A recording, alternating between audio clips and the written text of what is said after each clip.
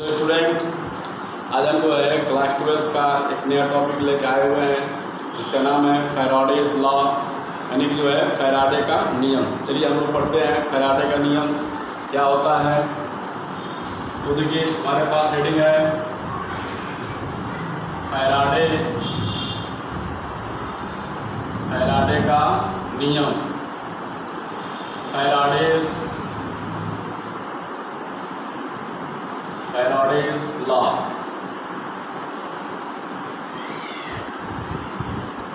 अब जो है फैराडे जो साइंटिस्ट थे, इन्होंने जो है जैसे मान लिया हमारे पास कोई भी इलेक्ट्रोलाइटिक सेल होता है, ठीक है, हम लोग पीछे पढ़ चुके हैं इलेक्ट्रोलाइटिक सेल।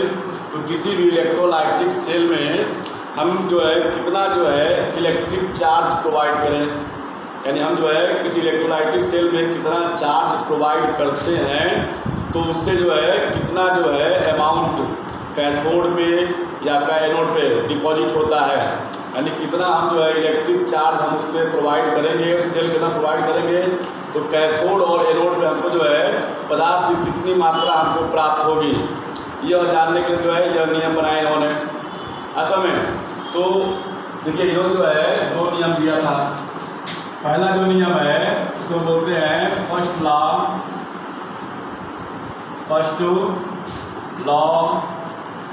ऑफ फैराडे, और एक हमारे पास है सेकेंड लॉ ऑफ फैराडे।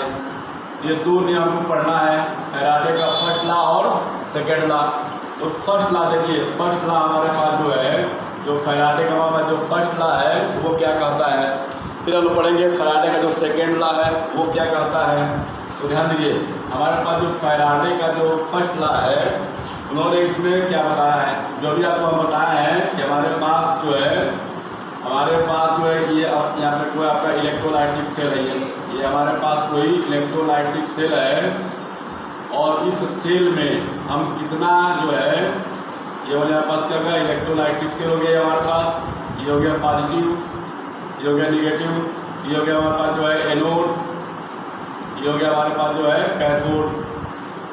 तो हम यहाँ से कितना हम लोग इलेक्ट्रिक चार्ज प्रोवाइड करें इस सेल के अंदर कि हमारे पास यहाँ पे कैथोड पे या एनोड पे पदार्थ की कितनी मात्रा हमको यहाँ से प्राप्त हो, इन दोनों के बीच में कितना चार्ज प्रोवाइड करें, कितना हमको यहाँ पे हमको जो है मात्रा प्राप्त हो।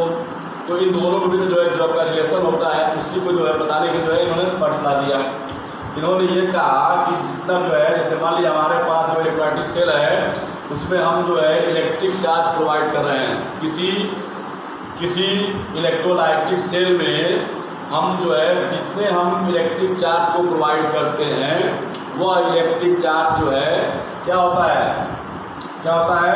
कैथोड या एनोड पर डिपॉजिट होने वाले पदार्थ की मात्रा में क्या होता है डायरेक्टली प्रोपोर्शनल होता है। असल में कितना क्या है कि यानी इलेक्ट्रोलाइटिक सेल में जितना हम इलेक्ट्रिक करंट प्रोवाइड करते हैं तो वह इलेक्ट्रिक करंट क्या होता है कैथोड या एनोड पर डिपॉजिट होने वाले पदार्थ की मात्रा क्या होता है डायरेक्टली प्रोपोर्शनल जो है समानुपाती होता है। तो देखिए यानी कितना हमको यहाँ पे जो है मात्रा हमको मिल रही है उसको हम W मान लें, तो यह W क्या होता है कितना आपका चार्ज आ रहा है सेल के अंदर, दोनों आपस में क्या होते हैं डायरेक्टली प्रोपोर्शनल होते हैं, समानुपाती होते हैं।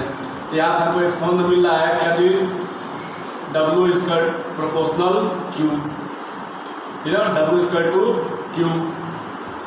इसका मतलब क्या हुआ कि जितना अधिक आप चार्ज प्रोवाइड करेंगे, जितना आप अधिक चार्ज जो है सेल में प्रोवाइड करेंगे उतनी अधिक मात्रा में आपको जो है पदार्थ आपको डिपॉजिट मिलेंगे कैथोड या एनोड पर।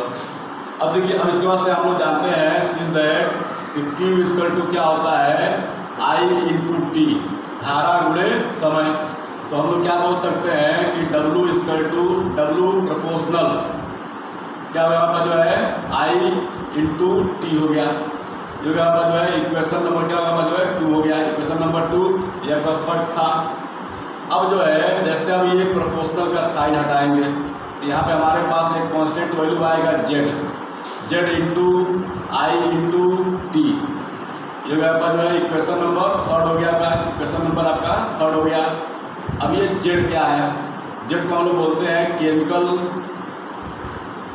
केमिकल इक्विवेलेंट, इसको बोलते हैं हम लोग रासायनिक तुल्यांक, हम इसको बोलते हैं। क्या बोलते हैं? रासायनिक तुल्यांक बोलते हैं। अब इसको अगर डिफाइन करना हो आप क्या कर सकते हैं बताइए?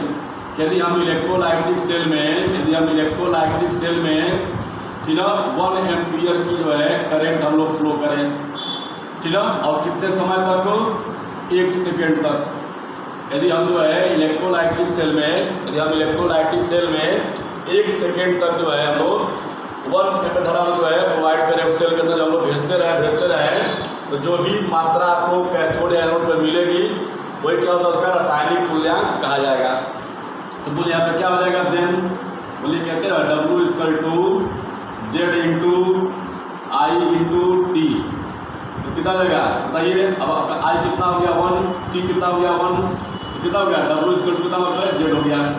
यानी जब भी हम इलेक्ट्रोलाइटिक सेल में 1 सेकेंड तक 1 एम्पियर धारा हम लोग प्रोवाइड करेंगे तो जो भी इलेक्ट्रोड पे जो भी मात्रा प्राप्त होगी, जो जमी होगी, जो आपकी डिपॉजिट होगी, वही उसे क्या होती है जो है रासायनिक तुल्यांक यानी केमिकल इक्विवेलेंट कहते हैं, इसको जेड से डिनोट करते हैं। अब देखिए, अब इसके बाद से जो है हमारे पास और क्या है ध्यान दीजिए। इसके बाद से हम लोग आगे बढ़ते हैं।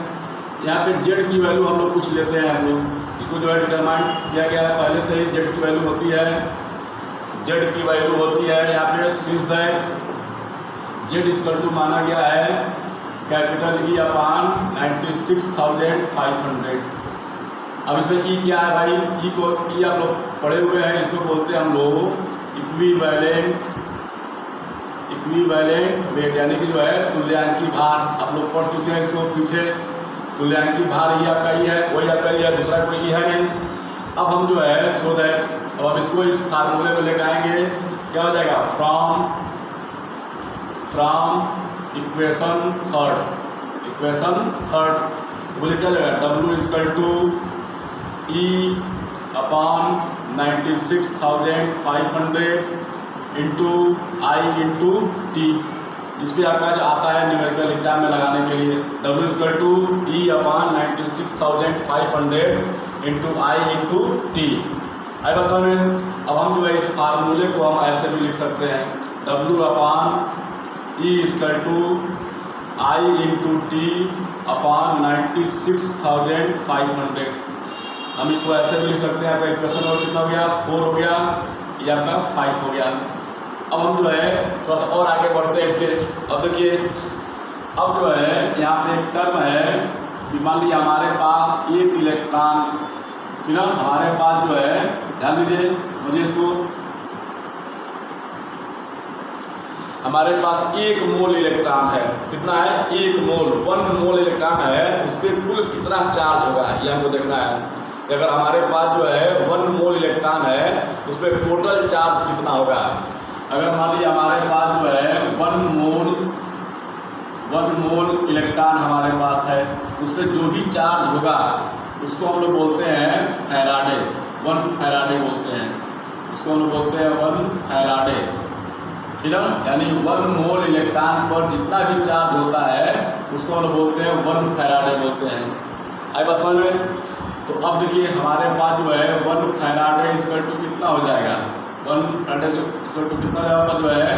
तो ये 1 मोल मतलब क्या? एवोगैड्रो नंबर हो गया ना। 1 मोल का मतलब इंटू, ठीक है, चार्ज ऑफ 1 इलेक्ट्रॉन हो जाएगा। इसका मतलब क्या यही हुआ? अब बताइए 1 फैराडे = आपका हो जाएगा जो कितना होता है 6.023 × 10⁻23 और 1 इलेक्ट्रॉन पे कितना चार्ज होता है 1.6 × 10⁻⁻90। अब जब इस दोनों की हम लोग आपस में मल्टीप्लाई करते हैं तो क्या आता है? अप्रॉक्सीमेट आपका आता है 96,500। इसके नियर अबाउट आता है, ठीक है, नियर अबाउट। तो हम लोग क्या बोल सकते हैं 1 फैराडे = क्या होता है 96,500 गुलाम। ये का फार्मूला हो गया कि 1 फैराडे में कितने गुलाम होते हैं? तो 96,500 गुलाम होते हैं। अब यहाँ पे देखिए हमारे पास जो है कितना है 96,000 है। सेम हम यहाँ जो है फैराडे लिख सकते हैं। तो यहाँ से हमारे पास क्या बनेगा रिलेशन, हमारे पास जो है W/E = I/T/96,500 सॉरी, ये भाई आपका 1 फैराडे का हो जाएगा। ये हमारे पास जो है क्या हो गया, फैराडेज फर्स्ट लॉ हो गया। नेक्स्ट वीडियो में जो हम लोग देखेंगे फैराडेज सेकेंड लॉ।